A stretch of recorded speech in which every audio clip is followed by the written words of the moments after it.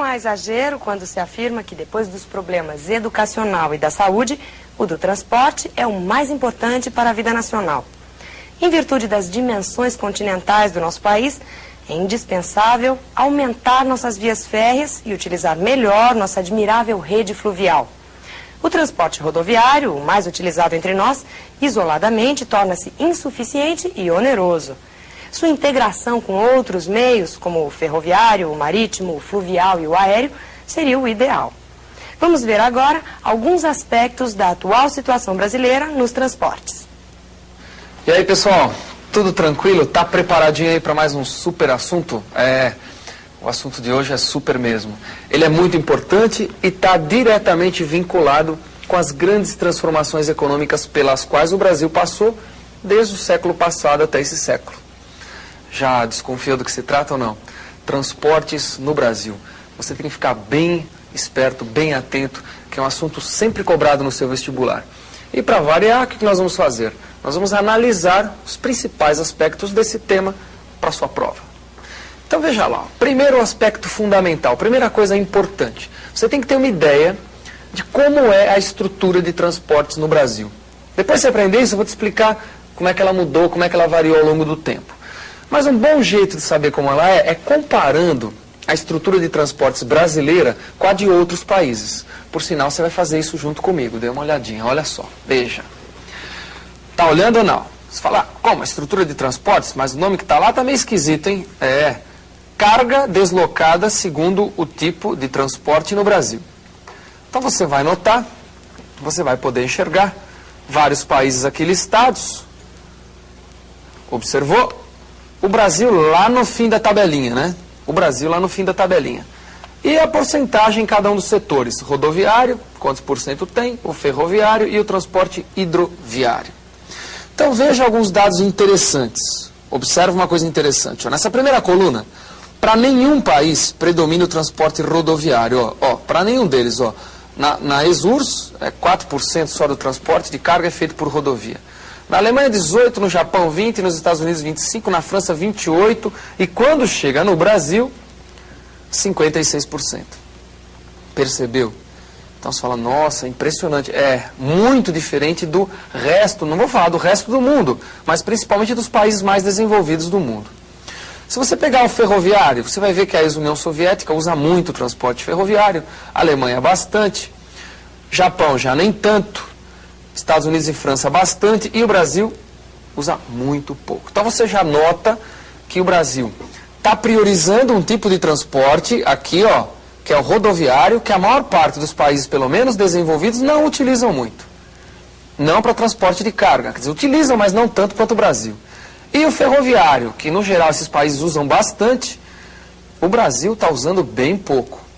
E o hidroviário, que é o último, observa a utilização nesses países.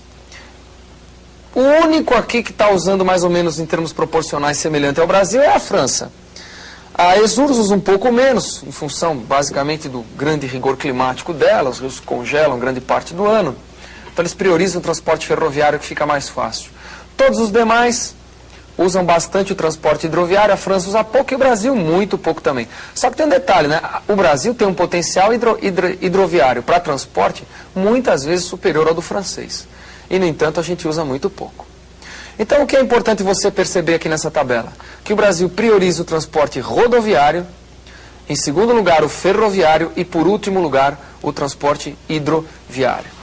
Bom, mas a questão é a seguinte, esse é um jeito de você ter uma ideia de como é a estrutura de transportes no Brasil. Só que eu quero que você pense em outros termos também. Que outros termos são esses? Nós vamos analisar os antigos blocos econômicos. Antigamente, não faz tanto tempo assim, o mundo era dividido em dois grandes blocos, não era? O bloco capitalista e o bloco socialista. Então eu quero que você olhe agora esses dados, veja só, que foram feitos na época em que o mundo ainda tinha essa divisão.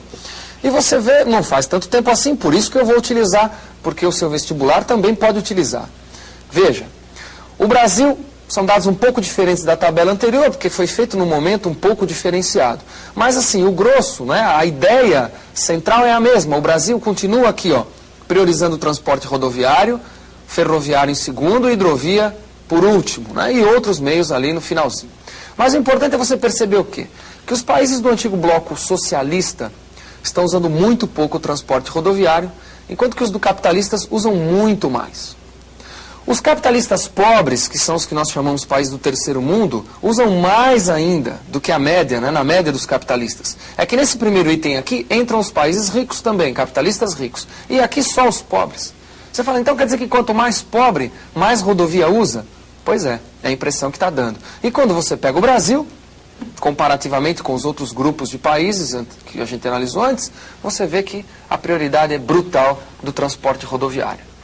Ora, para que eu quero que você analise essas tabelas? Simplesmente para você gravar na sua cabeça, né, como é que é essa estrutura, priorizando o rodoviário, depois o ferroviário e por último o hidroviário.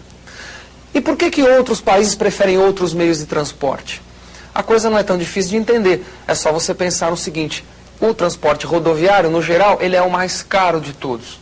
É claro que isso depende das características naturais de um país. Um país que não tem uma rede hidroviária importante, de rios, ele jamais vai conseguir utilizar a hidrovia. Quer dizer, a hidrovia para ele é um tipo de transporte caro, evidentemente.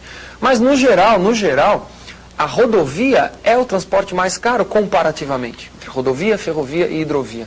E você vai notar que quanto mais pobre o país, mais ele usa o transporte rodoviário. Quer dizer, ele usa o transporte mais caro. Por que acontece isso? Aí tem uma série de fatores para interferir nisso. Antes de chegar nesses fatores, eu gostaria de lembrar com você o seguinte, que essa estrutura que você acabou de ver, nem sempre foi assim. Evidentemente, ela já foi muito diferente. Ora, quando que ela era diferente? É só você pensar, como eu comecei a aula dizendo para você que a nossa estrutura de transportes ela variou em função das variações econômicas pelas quais o Brasil passou. Então veja, no começo do Brasil, final do século passado, principalmente início desse século, a estrutura de transportes brasileira era fundamentada no transporte ferroviário. Nós usávamos muito mais o transporte ferroviário do que o transporte rodoviário. Então nós tínhamos uma densidade ferroviária muito maior, né? Rodovia praticamente não existia no Brasil. E hidrovia se usava numa escala muito pequena. Isso foi mudando, quer dizer, a partir do momento em que o Brasil foi deixando de ter uma economia exclusivamente agrária exportadora, centralizada no transporte ferroviário, e foi passando para uma economia urbana industrial, o que aconteceu? O transporte ferroviário foi sendo deixado de lado, desprezado até, e o transporte rodoviário foi sendo valorizado. Evidentemente que muito mais valorizado depois do quê? Depois que as multinacionais montadoras de automóveis chegaram no Brasil. Aí você vai ter uma expansão muito maior do transporte rodoviário. Só para você ter uma ideia da diferença da infraestrutura de um tipo de transporte e do outro, dê uma olhadinha nesse quadro. Olha lá, a densidade das ferrovias no território brasileiro. Dê uma olhadinha e você vai comparar com o mapa seguinte. Você vai notar claramente que as ferrovias estão predominantemente aqui, ó, próximos à fachada litorânea. Percebeu? Poucas ferrovias, algumas novas, que vão um pouco mais, ousam ir um pouco mais para o interior, como essa daqui, ó, que sai de Carajás e vai lá, né, para o Maranhão, para exportar os minérios de Carajás. Como essa aqui que começaram a fazer, a famosa Norte e Sul, já ouviu falar? Está em obras aí, meio paralisado, né? A maior parte das ferrovias ficam no litoral, exceto essa daqui, ó, que vai para o interior, uma das poucas que se interiorizavam. A maioria delas no litoral. Ora, por que as ferrovias têm esse aspecto? Por que elas têm, né, essa distribuição periférica no território brasileiro? Porque elas foram feitas para atender ao interesse da economia exportadora, agrária exportadora. Elas não tinham a função de integrar o território brasileiro, integrar o espaço. Por outro lado, as rodovias já vão ter uma característica totalmente diferente. Dê uma olhadinha no quadro da distribuição das rodovias. Veja comigo, olha lá. Rodovias. Observa a malha rodoviária. É bem diferente do mapa anterior. Você nota que existem rodovias aqui, ó, que foram feitas exatamente com a função de integrar o território. Essa que eu estou acompanhando com a seta aqui, ó, é a famosa Transamazônica. Que está claramente tentando interligar quem? A Amazônia, particularmente a região Nordeste. E N outras, né? A famosa Belém-Brasília, que passa por aqui, e N outras. Então você observa que esse mapa aqui, ele tem uma muito diferente, mas muito diferente do mapa anterior. E por que isso? Porque as rodovias foram construídas com a intenção de serem o quê? de serem fator de integração do território nacional. Deu para perceber? Por isso que a densidade e a própria distribuição das rodovias é muito diferente das ferrovias. As ferrovias não tinham função de integrar o território. As rodovias, sim, foram utilizadas para isso.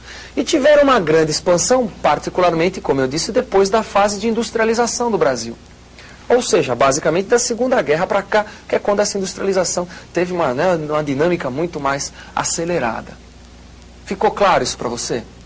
Muito bom.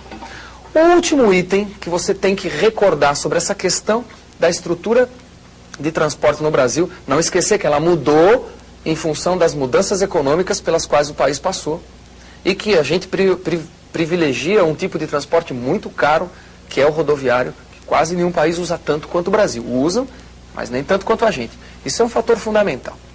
O último item é você lembrar que, sempre cobrado em prova, um item muito cobrado em prova, que no Brasil existem os famosos corredores de exportação.